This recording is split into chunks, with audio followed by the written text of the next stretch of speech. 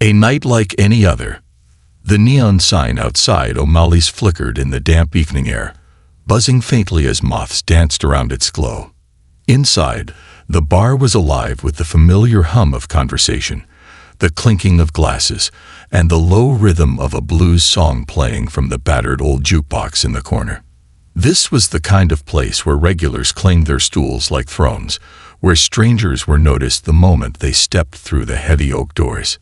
Behind the bar, Frank Delaney wiped a glass with a rag that had seen better days.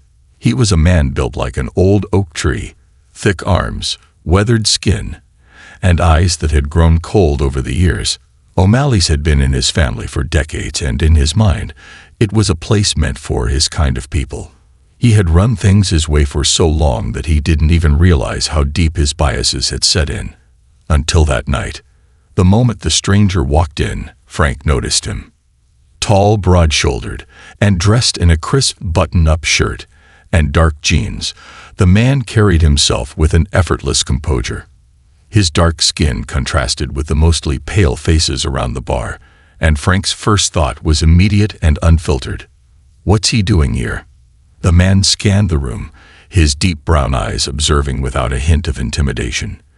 It wasn't the kind of look that screamed trouble, but to Frank, it was unwelcome nonetheless.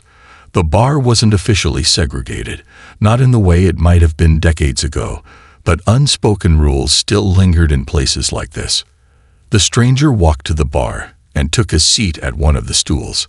He moved with the ease of a man comfortable in his own skin, not seeking approval from anyone around him. "Whiskey, neat," he said, his voice smooth and firm. Frank didn't move. Instead, he let the request hang in the air, wiping the same glass over and over as if he hadn't heard a thing.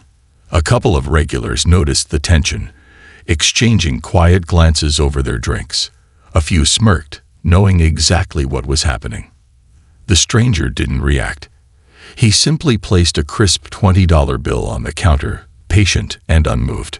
Frank finally set the glass down, leaning against the bar with a smirk. "You sure you can afford that?" The words slithered out slow, deliberate. The laughter from the other end of the bar was quiet, but unmistakable. The man didn't flinch. Instead, he reached into his pocket and placed another 20 on the counter, neatly, deliberately. Frank's smirk faded. A bitter silence stretched between them. Frank could feel eyes on him, waiting to see what he would do next. He could have simply poured the drink, taken the money, and moved on. But something inside him, pride, prejudice, or plain ignorance, kept him rooted in place. He picked up the bills, held them to the light as if checking for counterfeits, then tossed them back onto the counter with a flick of his wrist. Get lost. A hush fell over the bar. Conversations halted. Pool balls stopped clacking against each other. Even the jukebox seemed to lower its volume as an uncomfortable weight filled the room. The stranger exhaled slowly, tapping his fingers against the polished wood of the bar. His expression didn't shift, not in anger, not in frustration. He simply studied Frank, the way one might observe a child throwing a tantrum. A few moments passed, heavy and slow. Finally, the man spoke again, his tone calm but firm. "I ordered a drink." Frank folded his arms across his chest, "and I said we don't do charity here." A cruel chuckle rippled through a small group of men at the corner table. This time, the stranger did react, just barely. His jaw tightened, his fingers curling for a fraction of a second before relaxing again. He took another slow breath, steadying himself. Then he stood. For the first time, Frank noticed just how tall the man was. Not in an intimidating way, just solid, commanding. He didn't need to puff out his chest or throw his weight around. He simply was. He reached for the money on the counter, folded it neatly, and placed it back into his wallet. Then he locked eyes with Frank and smiled. Not a friendly smile, not an angry one either. It was a knowing smile, one that held restraint, patience, and something else Frank couldn't quite place. "Have a good night," the man said, turning toward the door. And then, Just 5 minutes later, everything changed. The truth comes out. As the heavy oak door swung shut behind the stranger, the bar's low hum of conversation hesitated before resuming. The laughter from the corner table grew louder, filling the silence he had left behind. Frank Delaney smirked to himself, satisfied that he had handled things the way he always did, keeping his bar the way he liked it.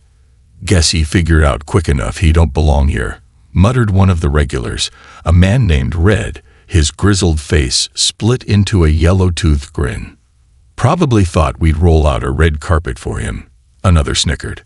Frank grunted, reaching for a beer mug and wiping it down with his ever-present rag.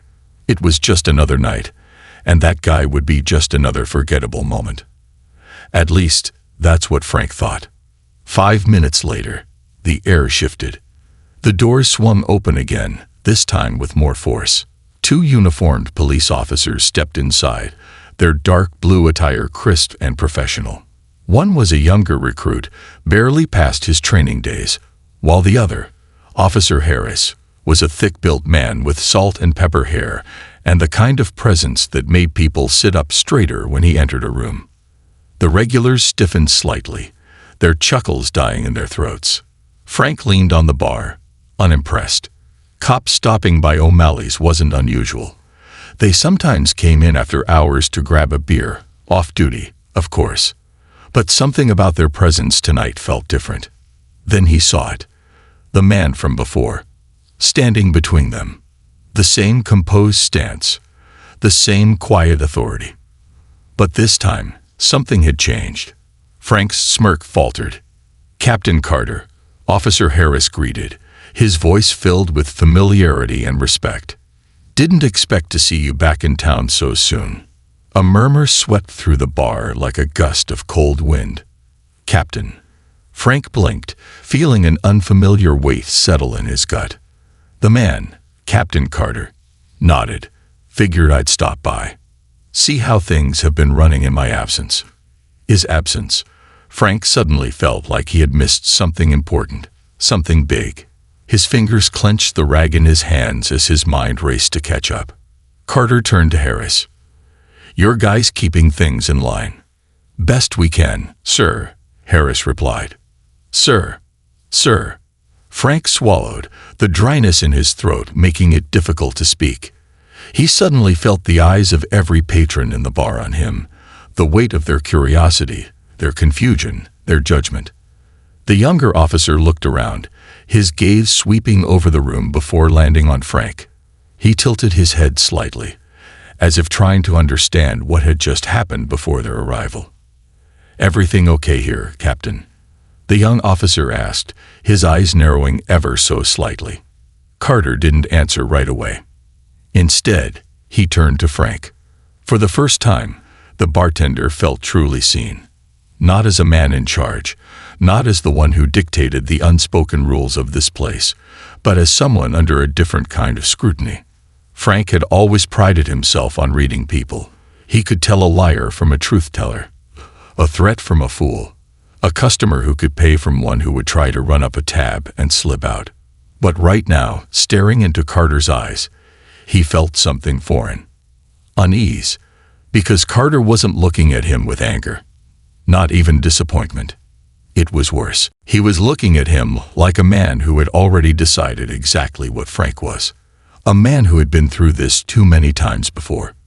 Who knew exactly how this story went. "Everything's fine," Carter finally said, his voice steady. Frank exhaled, almost relieved. Maybe this was the end of it. Maybe the guy wasn't looking to make a scene. But then Carter took a slow step forward. And another. Until there was nothing but the polished wood of the bar between them. "You've owned this place a long time, haven't you, Frank?" Frank hesitated, nodding. "Yeah, family business. Must be nice," Carter said lightly. "Knowing that no matter what, this place is yours. That no one can walk in and decide you don't belong here." Frank's stomach twisted. The words were spoken evenly, but the meaning behind them was sharp as broken glass. Carter leaned in just slightly, just enough for only Frank to hear the next part. "But I wonder," he murmured, his voice lower now, more deliberate, "what happens when the wrong people find out you're turning away paying customers for all the wrong reasons?" Frank's lips parted, but no words came out. A bead of sweat formed at his temple, because that was the one thing he hadn't considered. Not in all his years running this place, not in all his years deciding who did and didn't belong. Consequences. Real ones. "You have a good night, Frank," Carter said, stepping back. He turned toward the door, the two officers following him.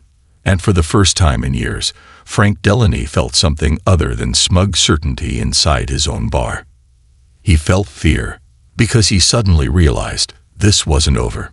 Not by a long shot. The weight of a mistake. Frank Delaney stood frozen behind the bar, the rag in his hands hanging limply over the counter. The quiet murmurs of the patrons around him were like static in the background, distant, meaningless. His mind was elsewhere, stuck on the realization that had just smacked him like a freight train. Captain Carter. Not just some drifter. Not just another face in the crowd. An undercover police captain. And Frank had humiliated him in his own bar. His stomach churned, twisting itself into a knot he couldn't untangle. He had always felt safe here, like he controlled the rules, like he decided who stayed and who left. But now, for the first time, it felt like the ground beneath him had shifted. A hand clapped him on the back, jolting him from his daze. It was Red, the old regular, reeking of beer and bad decisions. "Don't sweat it, Frank," Red chuckled, his voice slurred. "Ain't nothing gonna happen. Just some fancy cop trying to make a point." Frank forced out a smirk, but it felt like it barely reached his face. He was about to agree, to brush the whole thing off, when he caught something out of the corner of his eye. The younger officer, the one who had come in with Carter, was still standing by the door, lingering just a second too long. His gaze swept over the bar, as if he were committing every face to memory. And then, without a word, he left. Frank exhaled, pressing his palms into the bar counter. His fingers were slick with sweat. This wasn't over. Not by a long shot. The hours dragged by, but the weight in Frank's chest never lifted. Even after the last call, after the chairs were stacked and the last of the patrons staggered out into the cool night air, he couldn't shake the feeling that something was about to go horribly wrong. He locked up the bar and drove home in silence, his knuckles white against the steering wheel. His house wasn't much, a modest place just outside of town, the kind of home that was comfortable but unremarkable. It was his father's house before him, and his grandfather's before that. Family business, family home. Everything he had built was rooted in this town. And yet, tonight, for the first time, it felt fragile. He barely noticed himself moving through the motions, kicking off his boots, shrugging off his jacket, pouring himself a drink. He sat down at his kitchen table, the amber liquid in his glass catching the dim glow of the overhead light. What happens when the wrong people find out you're turning away paying customers for all the wrong reasons? Carter's words echoed in his head. Frank had always told himself that what he did wasn't wrong. He had the right to decide who came into his bar. He had the right to run it how he saw fit. But now, for the first time, he wasn't sure. His reputation had always been solid. He knew the right people, stayed in the right circles. But if this got out, if Carter decided to make an issue of it, what would happen? His liquor license, his business, his entire way of life. Frank took a slow sip of his drink, but it did nothing to steady his nerves. For the first time in years, he felt small. The next morning, the knock on his front door came earlier than expected. Frank had barely managed to gulp down his first cup of coffee before the sharp raps echoed through the house. His stomach twisted. He already knew who it was before he even opened the door. Captain Carter stood on his porch. But this time, he wasn't alone. Beside him was a woman, early 40s, sharp-eyed, dressed in an impeccable navy blue suit. She had the unmistakable air of authority. Frank swallowed hard. "Mr. Delaney," the woman said smoothly, "my name is Rachel Monroe. I'm with the State Licensing Board." Frank felt his pulse thud in his ears. "I'd like to have a word with you about your establishment," she continued, her tone polite, but firm. "May we come in?" Frank hesitated. If he said no, that wouldn't stop them. If anything, it would make things worse. With a reluctant nod, he stepped aside. Carter and Monroe walked past him, moving into his home like they belonged there. Carter didn't look smug. He didn't gloat. He didn't need to. Frank knew exactly why they were here, and he knew exactly how much trouble he was in. They sat at his kitchen table, the same place he had spent last night brooding over his drink. But now, the air in the room was suffocating. Monroe pulled a folder from her bag, flipping it open with practiced ease. "Mr. Delaney, we've received multiple reports regarding your establishment. Discriminatory practices, targeted harassment, and a pattern of refusing service to customers based on." She glanced up at him, her eyes sharp. "Personal biases." Frank clenched his jaw. Carter remained silent, watching him. Monroe continued, flipping to another page. "Under normal circumstances, complaints like these might result in a simple warning. But given last night's events, we have reason to believe this may be a recurring issue." Frank's throat tightened. "We'll be conducting a formal investigation into your establishment," she said. "Your license and permits will be reviewed, and depending on what we find, your business could be facing significant penalties." A long silence stretched between them. Frank's hands balled into fists on the table. This was it. Everything he had worked for, his father's bar, his family's legacy, was hanging by a thread. And for the first time, he saw the moment for what it truly was. A reckoning. "You have the right to contest any findings," Monroe added, closing the folder. "But I'd advise you to take this seriously." She stood, smoothing out the wrinkles in her suit. Carter followed her lead, offering Frank one last look. But there was no malice in his expression. No smug satisfaction. Just a quiet certainty. And maybe, just maybe, a hint of something else. Regret. Monroe turned to leave, but before she reached the door, she paused. "One last thing, Mr. Delaney," she said without turning around. "You might want to start thinking about the kind of reputation you want to leave behind." And with that, they were gone. The door clicked shut behind them, and Frank was left sitting in the silence of his own home, his world crumbling around him. The mirror of truth. Frank sat at his kitchen table long after the door had closed, his mind a tangled mess of thoughts. The weight of Monroe's words settled over him like a heavy blanket, suffocating in its finality. You might want to start thinking about the kind of reputation you want to leave behind. He had spent years believing that his bar was his domain, a place where he made the rules. But now, he saw it through different eyes. It wasn't just a bar, it was a reflection of him. And for the first time, he didn't like what he saw. The old excuses ran through his head like a broken record. I have the right to refuse service. I only serve people I trust. I'm just keeping out troublemakers. But none of them held up under the light of scrutiny. He had refused Carter's service for no reason other than the color of his skin. He had made assumptions, humiliated the man, and now he was facing the consequences. A deep, unsettling shame coiled in his chest. He wasn't sure if it was because he was losing everything, his business, his reputation, or because, for the first time, he had to face the truth about himself. And he wasn't sure which was worse.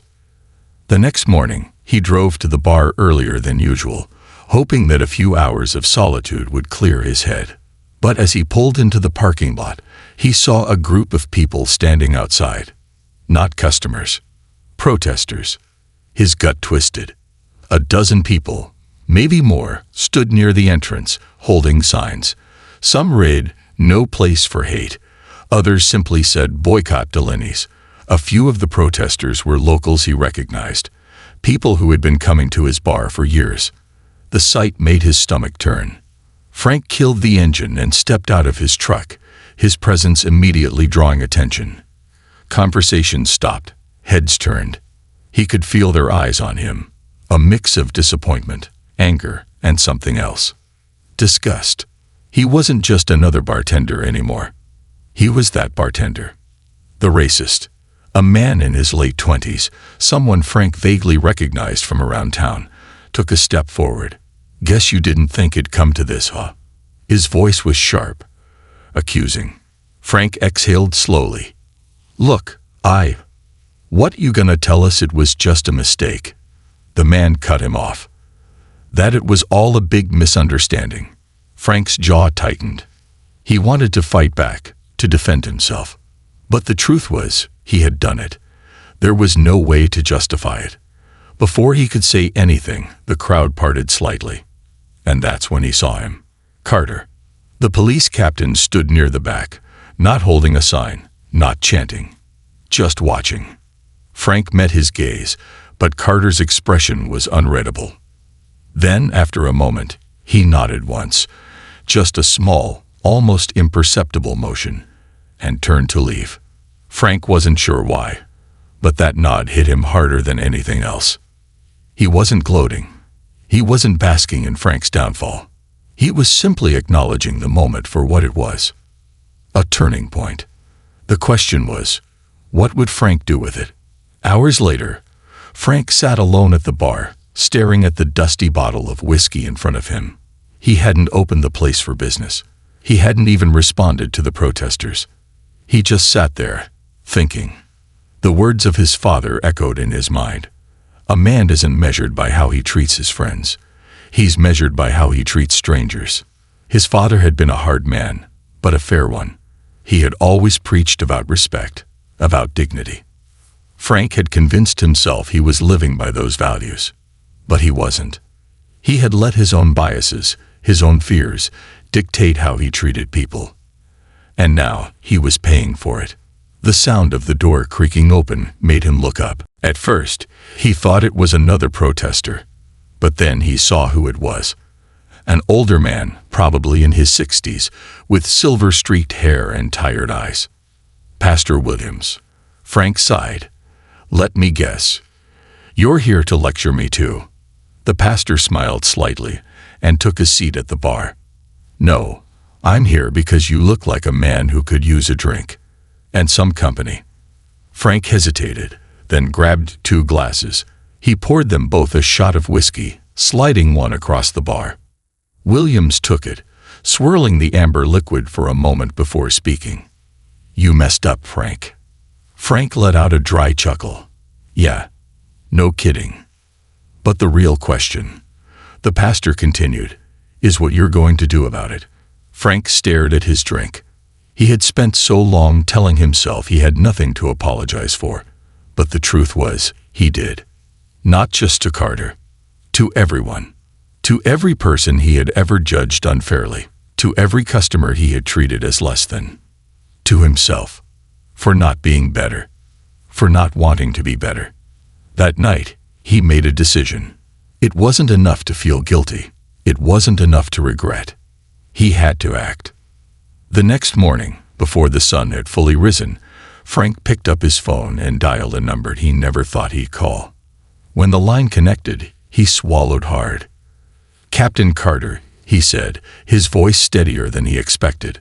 "I know you don't owe me a damn thing. But if you'll give me 5 minutes, I'd like to meet. I've got something to say." There was a pause. Then, Carter's voice came through. 10 o'clock. My office. Click. Frank exhaled, rubbing a hand over his face. This wasn't going to be easy. But nothing worth doing ever was. The weight of redemption. Frank Delaney never thought he'd willingly walk into a police station, much less to face a man he had humiliated just days before. But there he was, standing outside Captain Carter's office at exactly 10 o'clock, feeling the weight of his past actions pressing down on him. The walk from his truck to the station had felt longer than it should have. Every step was an acknowledgement of something he had ignored for years. His own prejudice, his own failures as a man. For the first time in a long while, he didn't have the shield of his bar to hide behind. No counter to separate him from the truth. Just himself. And a reckoning he had been avoiding. He took a deep breath and knocked. "Come in, came a voice from inside. Frank pushed the door open and stepped in, feeling out of place in the stark, orderly office. The walls were lined with commendations and framed photographs, snapshots of a life built on service, discipline, and respect. Carter sat behind his desk, hands clasped in front of him. His expression was unreadable, the same steady, composed demeanor he had maintained at the bar. Frank hesitated for a second, then walked forward and sat down. Neither man spoke for a moment. Finally, Carter leaned back. "You asked for 5 minutes. Go ahead." Frank nodded slowly, choosing his words carefully. "Look, I've spent the last couple of days thinking about what happened, about what I did." He swallowed hard. "I won't make excuses. I was wrong. What I did to you, it was disrespectful, hateful, and just plain ignorant." Carter said nothing, letting him continue. Frank exhaled. "The truth is, I don't know if I really understood how bad it was until I saw those people outside my bar, holding those signs, looking at me like I was some kind of monster." His voice dipped. "I don't blame them. If I were in their shoes, I'd be standing out there too." Carter tapped his fingers lightly against the desk. "And why exactly are you here, Frank?" Frank's throat tightened. He had expected anger. He had expected Carter to tell him off, to berate him, to throw him out. Instead, the man was offering him something far worse. A chance to be honest. A chance to hold himself accountable. Frank ran a hand through his graying hair. "Because I want to change, and I don't know where to start." Carter studied him for a long moment.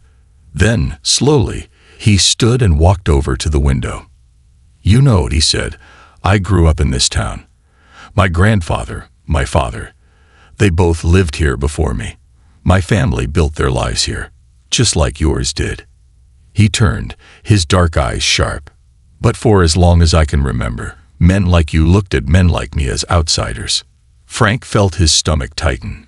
Carter continued, "I spent my whole career trying to be better, trying to prove that I was more than just what people assumed, that I wasn't a thug or a troublemaker, that I belonged." His voice remained steady, but there was a quiet weight behind it.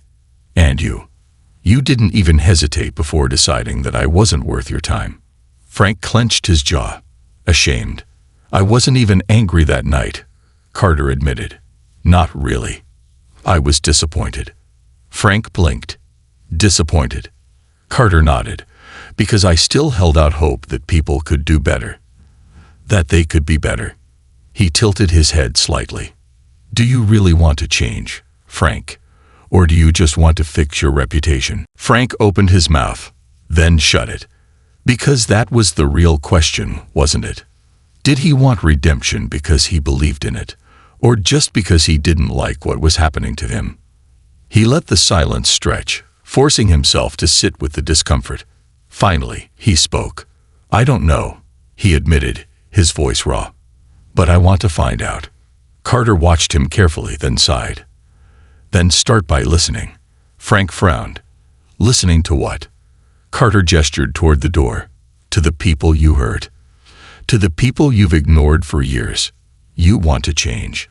Then get out of your own bar and go see the town you've spent your whole life looking down on." Frank shifted in his seat. "And then what?" Carter shrugged. "And then you figure out if you actually give a damn."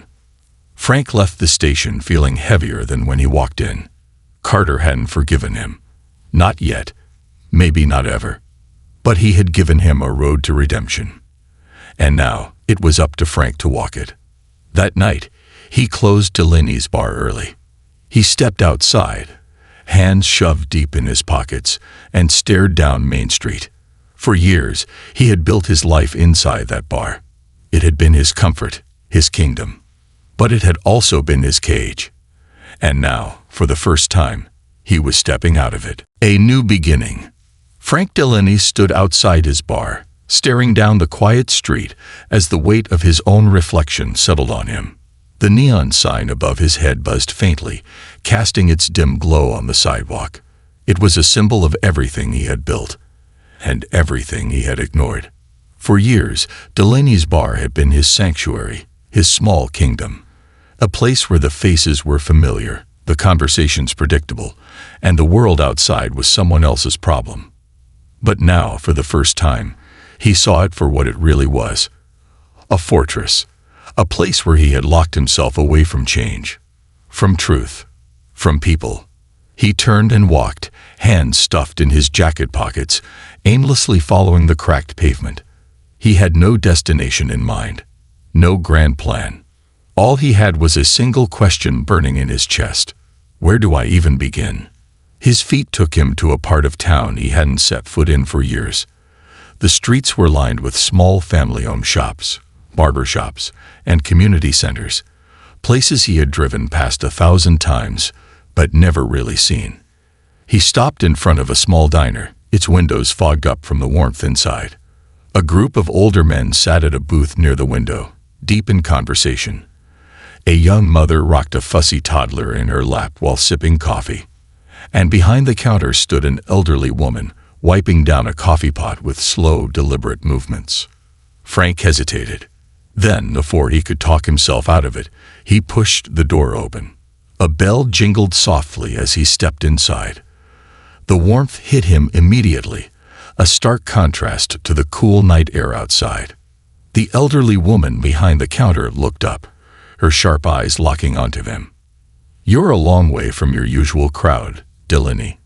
Frank shifted uncomfortably. "Yeah, guess I am." She wiped her hands on her apron, then gestured toward the counter. "Well, are you just gonna stand there, or are you sitting down?" Frank took a slow breath and slid onto one of the stools. She poured a cup of coffee without asking, then set it in front of him. "What brings you here?" Frank stared into the dark liquid, his fingers curling around the warm mug. "I don't know," he admitted. "Just needed to get out of my own way, I guess." She raised an eyebrow but said nothing. Just let him sit there in the quiet. And for the first time in his life, Frank realized he didn't need to fill the silence. He just needed to listen. The door swung open, and a group of young men walked in, laughing and joking. They greeted the woman behind the counter warmly, their voices easy and familiar. Frank recognized one of them. Terrence.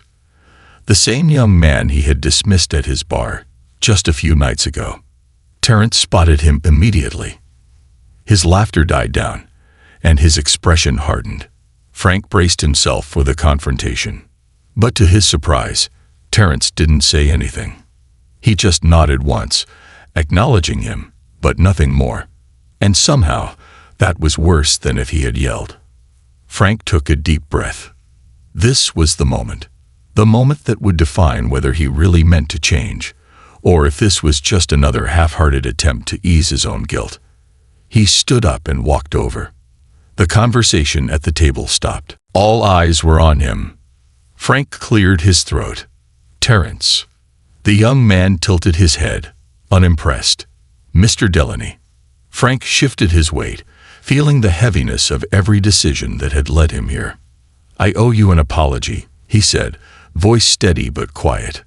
"The way I treated you at my bar, it wasn't right." Terrence didn't blink. "No, it wasn't." Frank nodded. "He deserved that. I could stand here and tell you I wasn't thinking, or that I didn't mean anything by it. But that'd be a lie." He swallowed. "The truth is, I did mean something by it. I did judge you the second you walked in. And that's on me." The room was silent. Even the older men at the booth had stopped their conversation to listen. Frank exhaled. "I don't expect you to forgive me. Hell, I don't even know if I deserve it." He rubbed the back of his neck. "But I want to do better. I have to do better."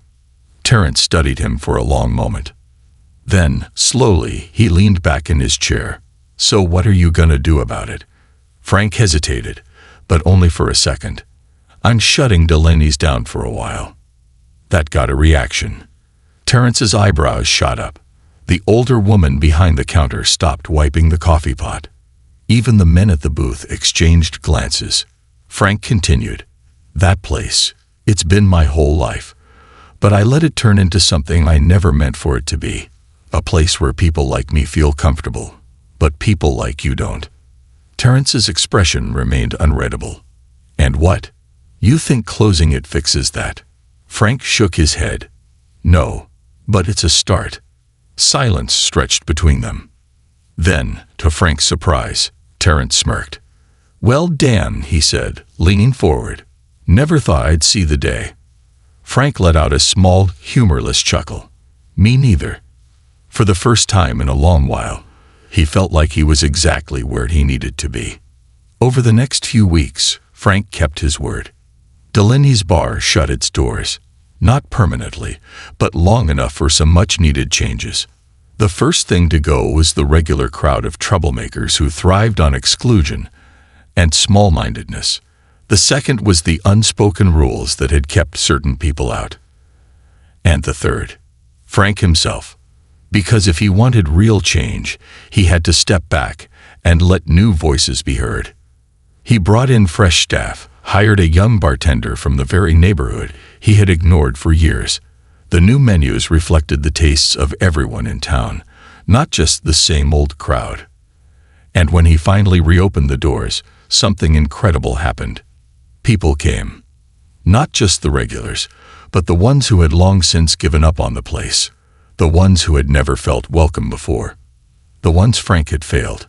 And as he stood behind the bar, no longer as its king, but as its humble caretaker, he realized something. This wasn't about erasing the past. It was about building a future, one where no one felt like an outsider. Not anymore. And for the first time in his life, Frank Delaney was proud of the man he was becoming. The man he was finally choosing to be.